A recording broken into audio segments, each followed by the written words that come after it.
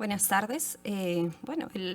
Muy parecido a los electros, hoy día hemos estado viendo casos de extrasistolia ventricular. En esta oportunidad voy a presentar el caso de una paciente mujer de 17 años. Ella venía de la ciudad de Huánuco, el interior del país. Tenía desde los 7 años historia de cansancio al esfuerzo. Con el transcurrir de los años decía que estaba cada vez peor, dolor muscular. Ahí se le añadía molestias en el pecho. La paciente además tenía una historia ahí de cefalea. Sus controles eran en pediatría y neurología. No tenía antecedentes familiares. Cuando la vimos no tomaba ninguna medicación extra, analgésicos por ahí condicional. Este es el electrocardiograma de base. Bueno, el doctor Serpa nos dio al detalle cómo podemos identificar. Se tomó varios electros, reiterando que es indispensable que con pacientes con extrasistolia ventricular es crucial una adecuada ubicación de los electrodos para que podamos decir el origen de la arritmia. Bueno, este es el mismo. Vemos que la extrasistolia se parece, bueno, en ambos electros pareciera el mismo origen. Ya nos llama la atención, vemos bueno, no se ve, pero en D3 vemos como un sutil cambio en la onda R, así como en AVF. El ecocardiograma de la paciente sin mayor, vamos a ver si corre. No había mayor alteración, tenía una función sistólica preservada.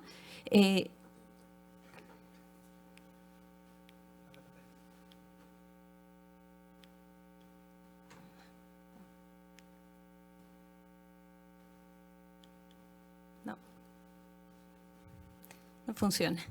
Bueno, ecocardiografía sin cardiopatía estructural.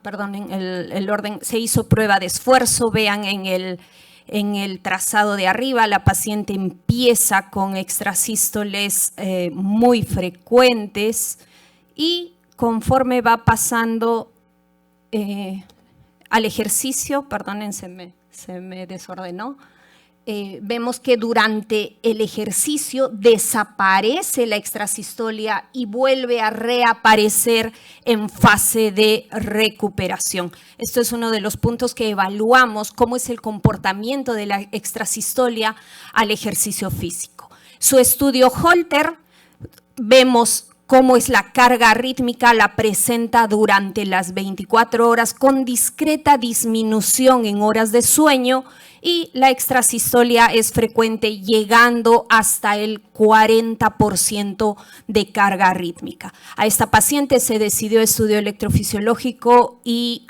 ablación con sistema de mapeo 3D. ¿Me pasan el video, por favor?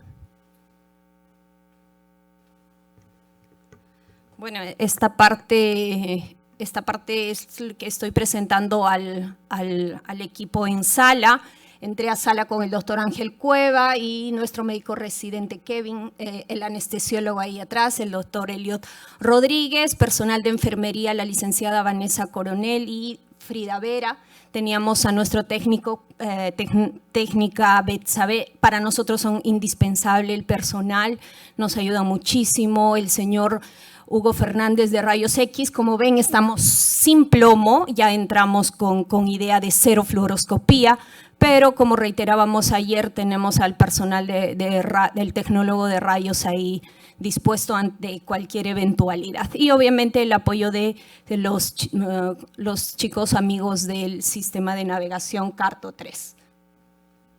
Bueno, esta parte estoy haciendo, como les mencionaba, la presentación. La extrasistolia estaba frecuente, la paciente estaba despierta, solamente hicimos con anestesia local. Siempre nos guiamos por el Doppler vascular para hacer la punción. Vemos en la imagen en el lado izquierdo cómo nos ayuda muchísimo ahí para hacer la punción. Ahí nos demoramos un poquito porque la pacientita, casi niña, se quejaba de dolor. teníamos que aumentarle un poquito más de anestesia. Se logró ahí la punción.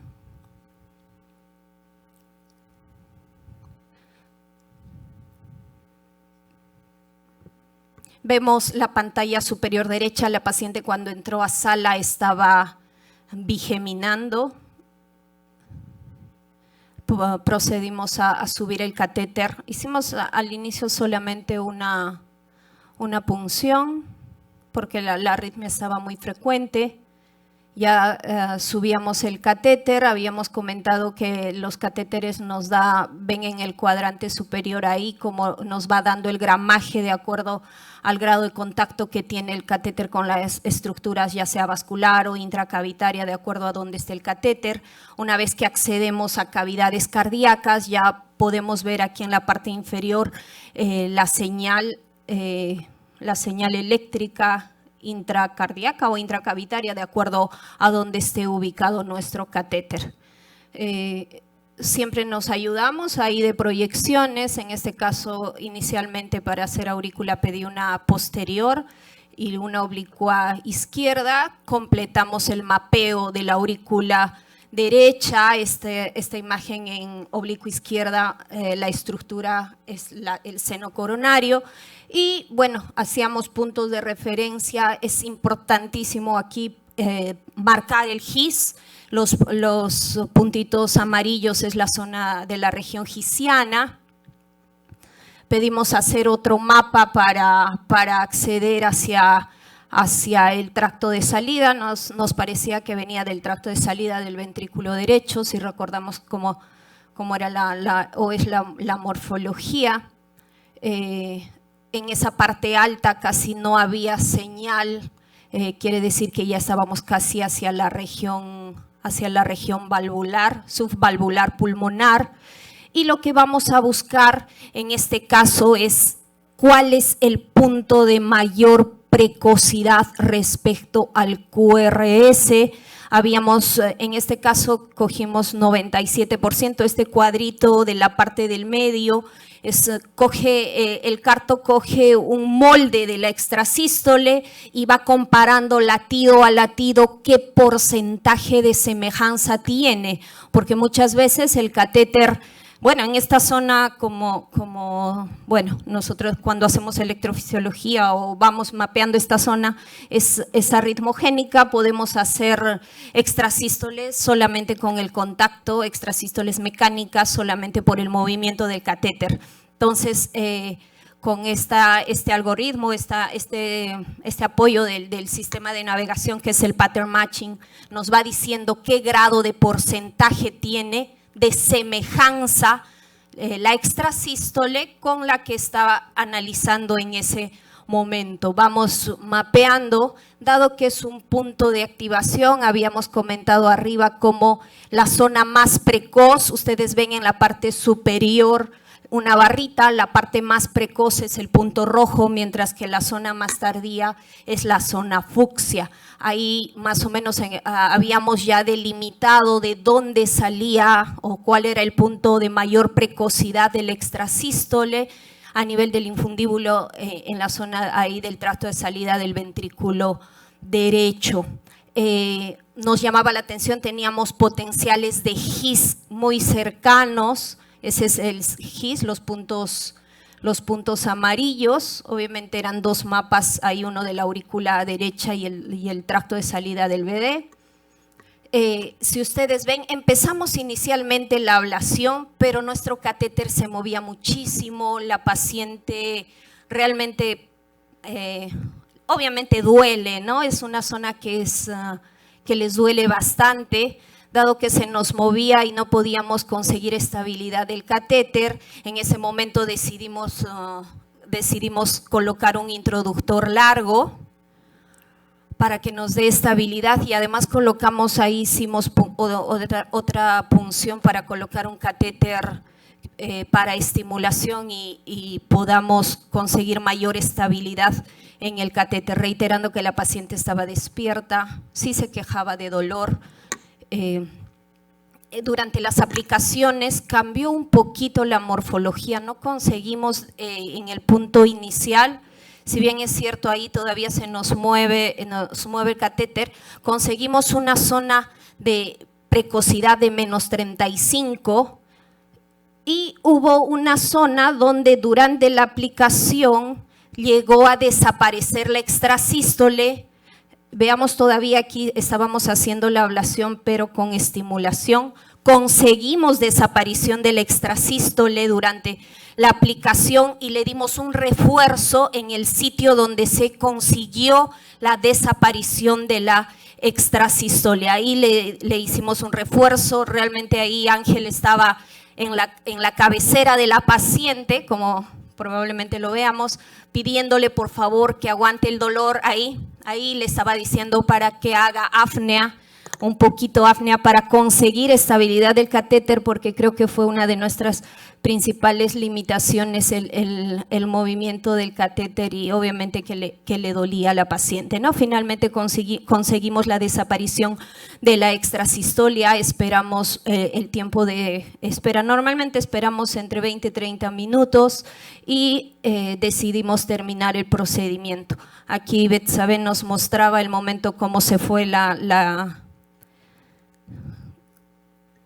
extrasístoles, mientras que obviamente los amigos de Carto nos van haciendo ahí arriba un arte en cuanto a las imágenes, ¿no?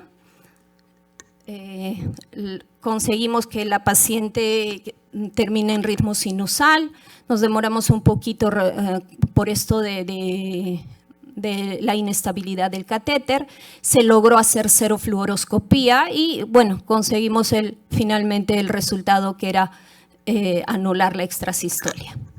Si hubiera comentarios.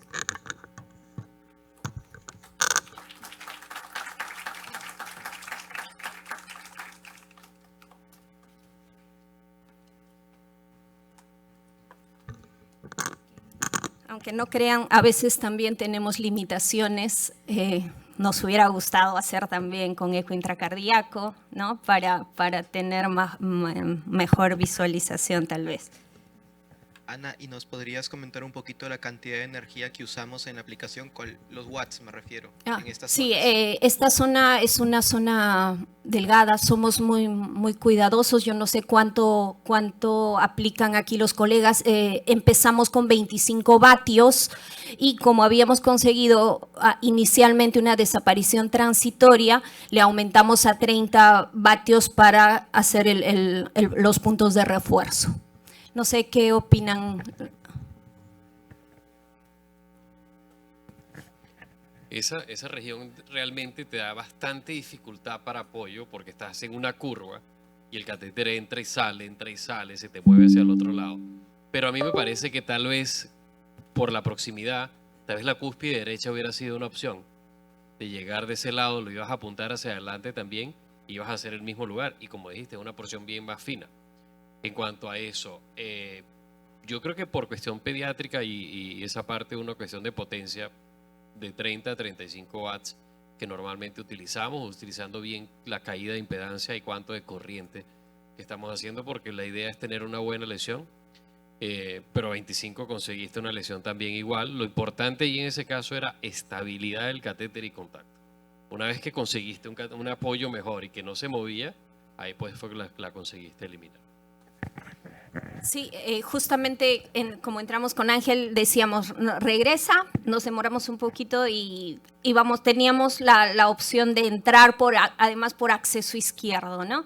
Si bien es cierto, la morfología en D1 era muy positiva, entonces por eso es que fuimos directamente hacia el lado derecho. Sí, nos hubiera ayudado tal vez, ¿no? Sí, y bueno, y había una cantidad importante de lesiones, no porque hayamos aplicado bastante, sino porque el sistema Carto, por la inestabilidad, dibuja una, otra, entonces fue por eso que se decidió colocar un introductor largo deflectable, ¿no? Y tomar otra vena para darle pacing, ¿no? Sí. ¿Tuvieran alguna pregunta o duda del auditorio de cara al caso?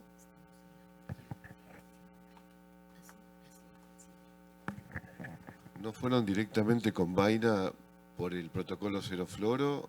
¿O por qué no iniciaron directamente con vaina? Normalmente empezamos siempre para la parte inicial del mapeo y nos permita hacer más rápidamente el mapeo de la aurícula, ¿no? Hicimos el mapeo y sí, realmente es indispensable. Prácticamente es útil la vaina. Pero generalmente siempre la primera parte lo hacemos ya, creo, por protocolo sin vaina y después recién vemos y qué tipo de vaina vamos a usar. A veces somos un poquito más y usamos Visigo, dependiendo. En realidad, claro, el mapeo inicial lo hacemos sin vaina para mayor maniobrabilidad del catéter. Luego ya, cuando vimos que la estabilidad estaba comprometida, ahí usamos la vaina deflectable. No hicimos muchas aplicaciones.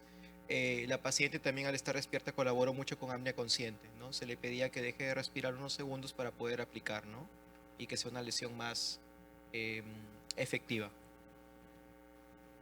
Y bueno, es seguro usar vainas de forma sin fluoroscopía, ¿no? Nosotros ascendemos la guía, no metemos toda la vaina, la metemos parcialmente y luego con nuestro catéter, el Smart Touch tiene fuerza de contacto, como dijo Ana, con eso y lo ascendemos.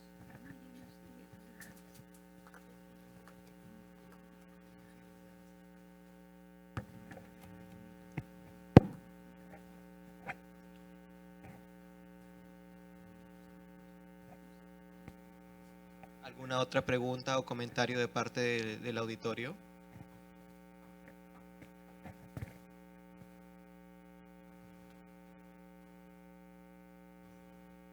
Ana, ¿podrías colocar el EKG clínico de la taquicardia? ¿No te permite colocar el EKG, por favor?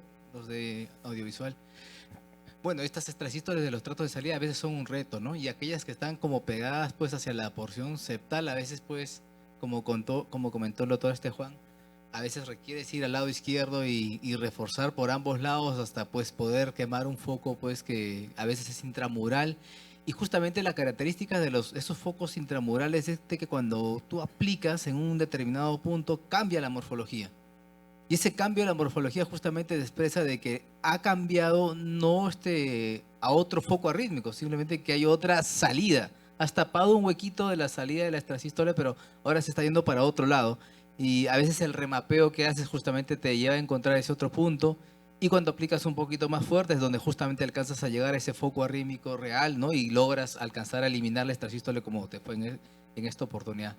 Y bueno, a veces el electro justamente es una herramienta fundamental, ¿no? El que nos orienta a pensar en esa sospecha de que este foco arrítmico está como que en esos que tienen transición en B3, ¿no? A veces nos llevan a esa inquietud, ¿no? Y suelen ser justamente esos que son intramurales a veces. Yo con B3 positivo pongo catéter de los dos lados. Me voy por aorta y derecha y ahí veo cuál está mejor y ahí entonces se aplica en el mejor. Pero es por tratar de acortar el tiempo. ¿Cuál es la limitación aquí? El paciente está está despierto. Entonces la punción arterial duele mucho más que la venosa. Y si te dio dolor en la primera que era venosa, la arteria cuando vas a dilatar la arteria duele mucho más. Entonces eso de tratar la derecha primero también está perfecto.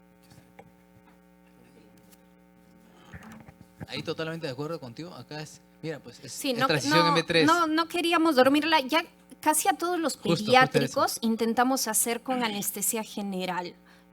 Conversamos con el paciente si es que, o sea, como que analizamos si nos va a poder ayudar o no.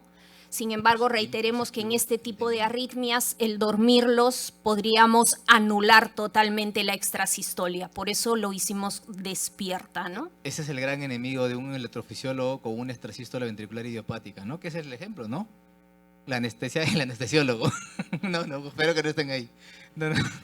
Es que cuando le sometes a anestesia general, se van las extrasístoles y desaparecen totalmente. Y lo que a uno le da más pena. Así es.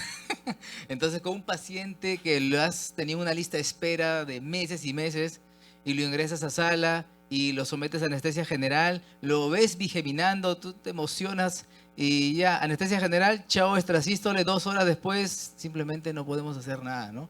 Entonces, ese approach de hacerlo despierto, totalmente de acuerdo, ¿no? Yo soy de los que las arritmias automáticas o en estas idiopáticas siempre trato de hacerlo con el paciente despierto. Pero sí algo muy importante, ¿no? Cuando yo tengo una extrasístole sístole que bien tiene este patrón de bloqueo de rama izquierda con eje inferior y con transición en B3, bueno, desde mi approach coincido con el doctor Juan, ¿no? Siempre abordaje derecho y retroaórtico, siempre, porque el mapeo de las extrasístoles ventriculares y el mapa de activación es muy relativo. La relatividad ahí es muy importante, porque yo puedo encontrar un foco precoz, bien precoz, pero si es que me voy al otro lado, puedo encontrar un foco recontra precoz también. Entonces, eso es importante y a veces justamente suma mucho en este aspecto, ¿no? Acá, por ejemplo, la transición está en B3, bien positiva en D1, por ejemplo, ¿no? Es un dato importante que justamente ayuda pues a que puedas tomar una decisión importante. Pero justamente ese approach que has tenido de mapear bien hacia la porción septal, ¿no? Y que la estabilidad, y gracias con la camisa deflectable lograste mejor estabilidad y aplicar con mayor fuerza, pues es probable que te permitió llegar al foco y eliminar este foco arrítmico, ¿no? Entonces, eso fue un camino, una opción que te permitió justamente llegar al objetivo en este procedimiento.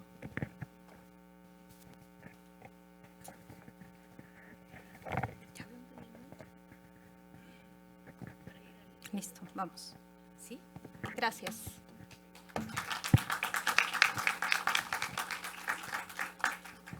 Bueno, tenemos